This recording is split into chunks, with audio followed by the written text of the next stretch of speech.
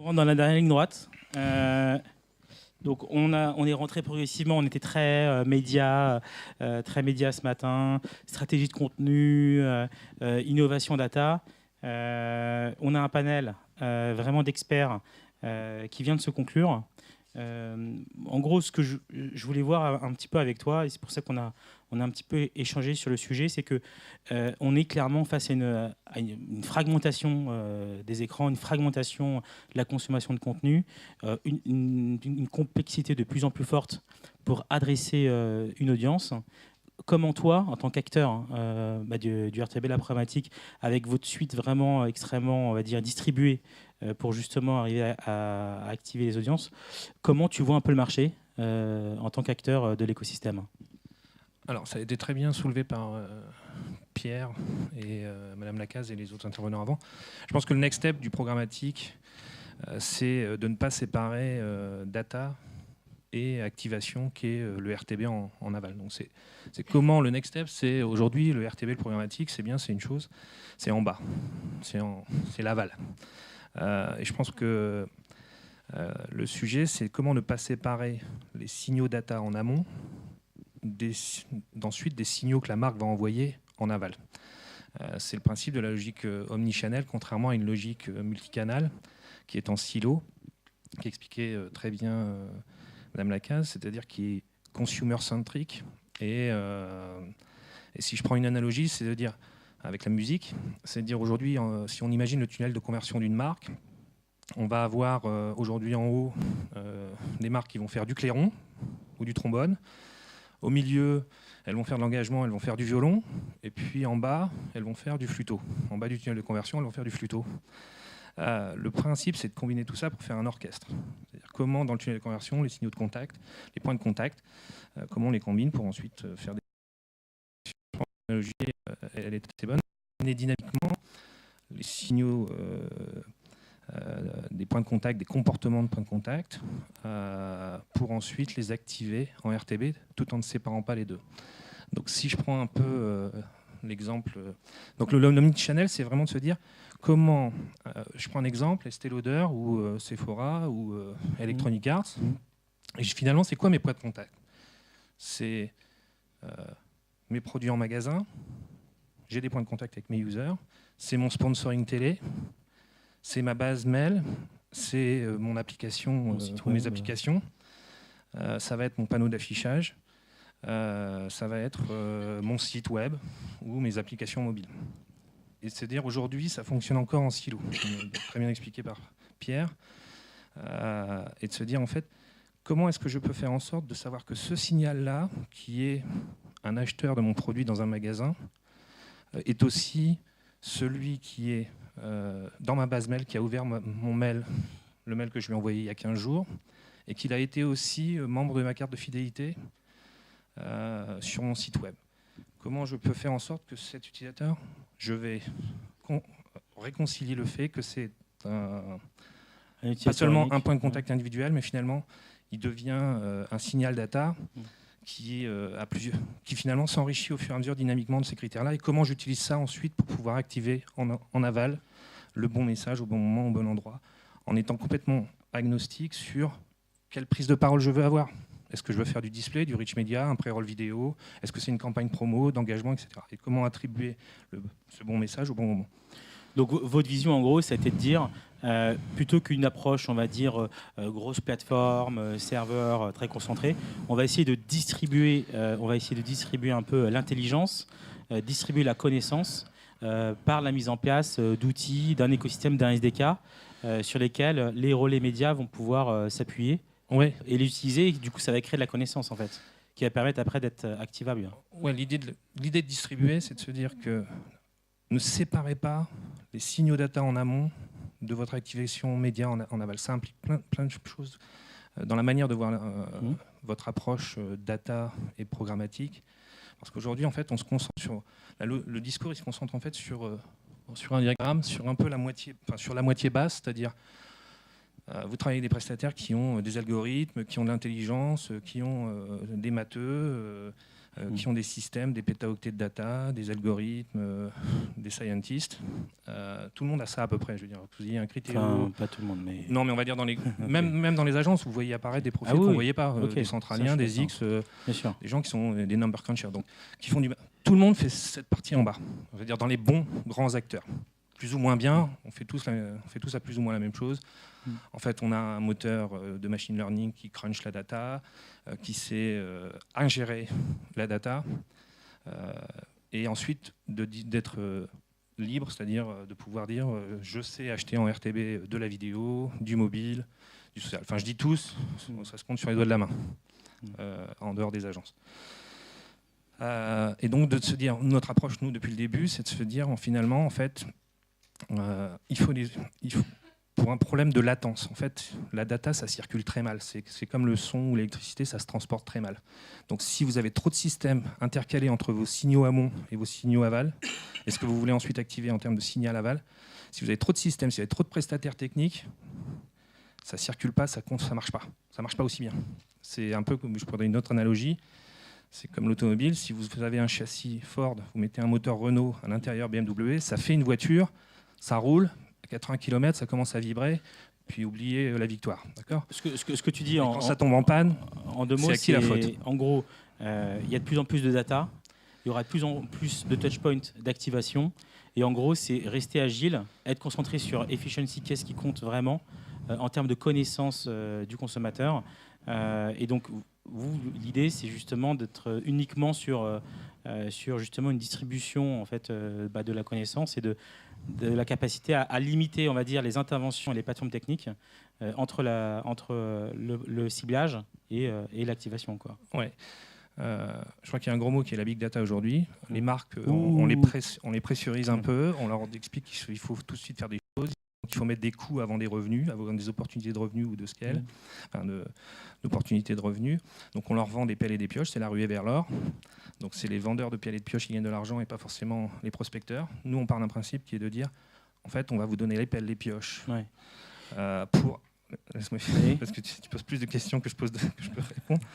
C'est de dire, on va partager notre revenu, en fait, notre modèle économique, il est sur le résultat de votre prospection et pas sur le fait que vous nous payiez des pelles vous nous achetiez des pelles et des pioches. Donc, on va revenir au sujet, c'est-à-dire qu'en amont, la différenciation dans une logique omnichannel, elle ne peut marcher qu'avec des acteurs qui ont une capacité à éditer des outils qui vous permettent de capter tous ces signaux. Donc d'avoir, alors tu appelles ça l'intelligence distribuée, je sais, mais c'est d'ailleurs d'éditer des outils qui permettent aux marques de capter leur audience sociale, leur audience mobile, et de combiner ces deux signaux, leur audience web, si elles travaillent avec un ERP ou un DMP CRM type Adobe ou Axiom, enfin des grands acteurs, c'est aussi d'ingérer et de scorer dynamiquement pour ensuite distribuer dynamiquement les bons messages. Je prends un exemple concret. On a un éditeur de jeux vidéo Games qui a été plus loin tout seul. On ne s'en est même pas aperçu. Finalement, il a appliqué jusqu'au bout lui-même le sujet. C'est-à-dire qu'il utilisait nos outils pour capter son audience sociale. Il utilise nos outils pour ses applications mobiles pour avoir un CRM analytique sur son activité mobile et pour envoyer des push notifications. Ces outils qui sont gratuits. Nos outils sont gratuits. C'est un modèle freemium. C'est-à-dire que les outils sont gratuits, comme Google. L'important, c'est qu'est-ce que ça génère comme performance média en aval. En aval, d'accord. Et en fait, il a utilisé nos outils pour mettre QR code sur ses boîtes, dont il y a 150 000 pièces qui sont en magasin actuellement. Il a utilisé nos outils pour le QR code qui est installé, ce qui fait que ça a l'air anodin comme ça. Mais en fait, de combiner aussi bien les points physiques, des points online, digitaux, social, et aussi il a utilisé nos outils. En fait, il était sponsor d'une émission télé. Dans l'application second écran de ce programme télé, en utilisant nos outils, il a aussi capté ces signaux-là. De combiner tous ces signaux, en fait, lui permettent ensuite, derrière, de pouvoir segmenter à la volée et de ne pas raisonner en termes de propriété de data. La data, c'est ce que vous en faites, c'est pas ce que vous avez. Céder à la tentation de croire que d'un seul coup, on est assis sur un tas d'or, je pense que ça fait plaisir à beaucoup de vendeurs de pelles et de pioches, et ils jouent là-dessus, mais ce n'est pas le sujet. Le sujet, c'est ce que vous en faites. Est-ce que oui ou non ce segment-là marche? Est-ce que oui ou non je crée un nouveau segment de data auquel je vais distribuer le bon message au bon moment, soit un message, ce qu'on appelle upper funnel, en haut du tunnel de conversion, ou en bas du tunnel de conversion. Et typiquement, c'est une super utilisation d'outils, puisqu'il est allé jusqu'au point de vente dans son réseau de distribution indirecte. Il y a aussi Warner, effectivement, une autre problématique, mais qui est assez proche, cette idée de connecter offline et online, de le réconcilier pour être encore plus pertinent pour le consommateur, faire de la recommandation, avoir vraiment des choses qui le touchent. Ouais. C'est un cas intéressant qu'on a suivi aussi, nous. Oui, Warner, c'est une très bonne idée. On a un constructeur auto qui a aussi un peu la même logique, mais Warner a très tôt. Leur problème, c'est que c'est pas une marque, Warner. C'est des franchises. Tous les 24 fois par an, ils sortent des nouveaux films. C'est de se dire finalement, on n'a pas de beaucoup de points de contact en tant que Warner, mais par contre, on a plein de points de contact pour tous les films, que ce soit en salle de cinéma, sur le web et sur un programme un peu CRM. Et en utilisant les outils, c'est de pouvoir accumuler cette data, de la traiter dynamiquement pour ensuite permettre d'activer. Donc leur logique, elle a été très rapidement, ils se sont dit, mais en fait,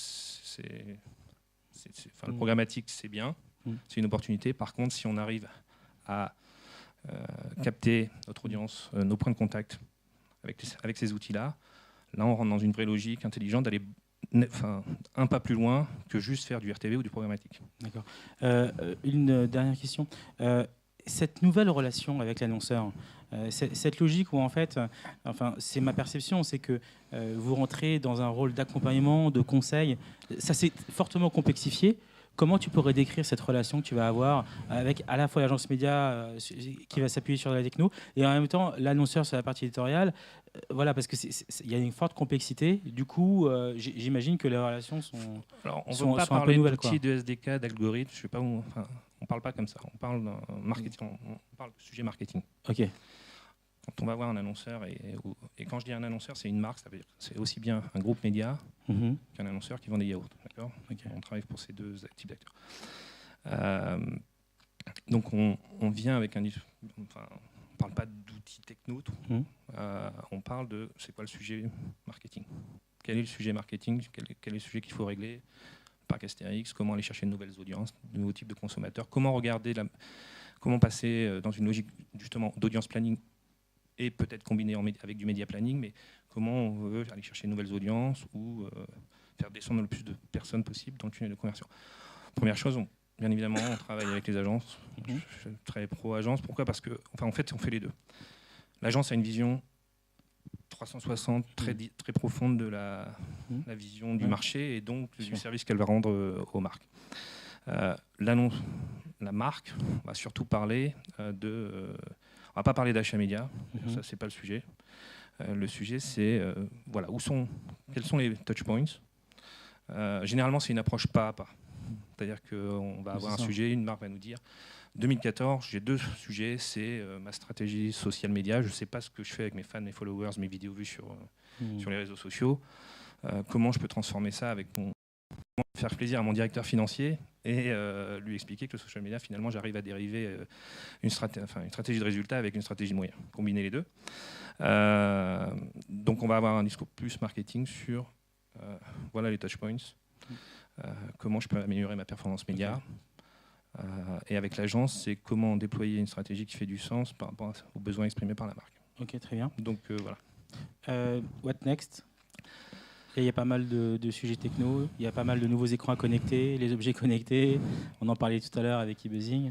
What's next, c'est début de step dans la télé. Ce que j'ai expliqué un peu avant, je ne peux pas l'annoncer là, mais en fait, on a avec les ayants droit des choses assez intéressantes qui se préparent sur justement comment utiliser ces signaux venant de la télé. What's next, c'est le mobile avec nos outils. Donc on commence à avoir quelques bonnes réalisations en France. Pour ceux qui ne savent pas, Radio One, c'est une société américaine, jeune, moins de 4 ans, en France depuis 2 ans. What's next, donc le mobile, et surtout pousser cette logique omnichannel parce qu'on est vraiment tôt encore. On a des marketeurs, les CMO, etc., qui sont déjà en train d'anticiper la raison pour laquelle ils travaillent avec nous au début. Ils se disent, OK, je travaille avec cet acteur-là parce qu'en fait, sur ces sujets-là, il est en train de me nourrir, de partager, de me donner des perspectives de ce que je peux faire. On déploie le plus possible en fait, ces connecteurs de signaux data, soit avec des tiers, qui n'est pas idéal, mais on ne va pas changer, tout seul l'histoire qui est en train de se déployer. Donc voilà. Ok, très bien. Bah, écoute, merci beaucoup pour cet éclairage. Merci. Et bonne continuation.